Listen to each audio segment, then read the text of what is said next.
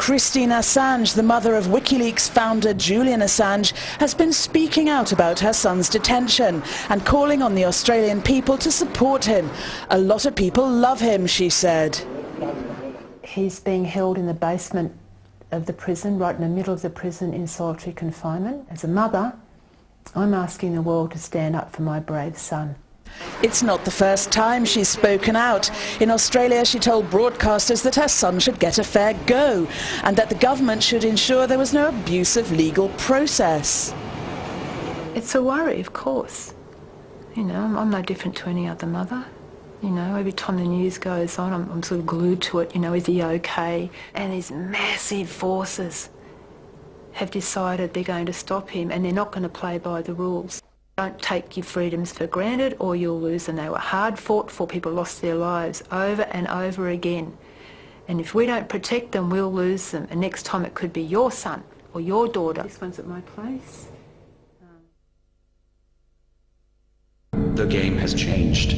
When the game changes, so too must our strategies. The pro-WikiLeaks activists who've coordinated a series of web attacks in support of Julian Assange say they're changing tactics.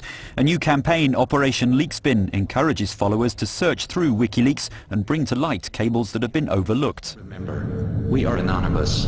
We are legion. We do not forgive. We do not forget.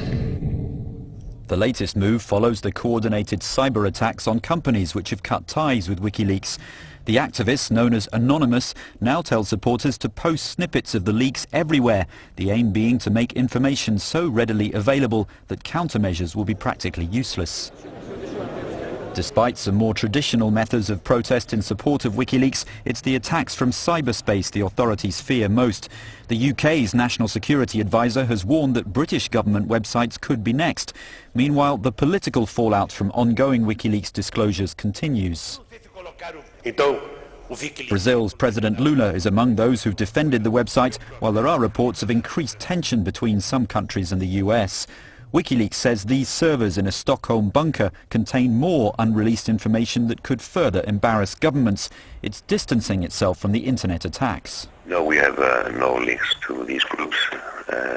These attacks are a reflection of the public outrage towards the companies that have terminated services towards us.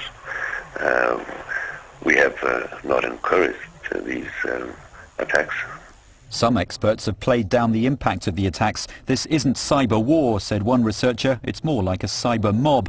Meanwhile, a study found it would be relatively easy to track down those behind the attacks on companies. I think retaliatory hacking is usually kind of childish on both sides.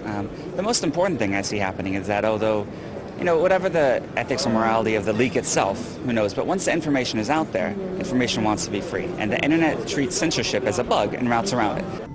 Operation Leakspin calls on followers to search for the best, least exposed leaks they can find, as the anonymous activists vow to continue their campaign for internet transparency.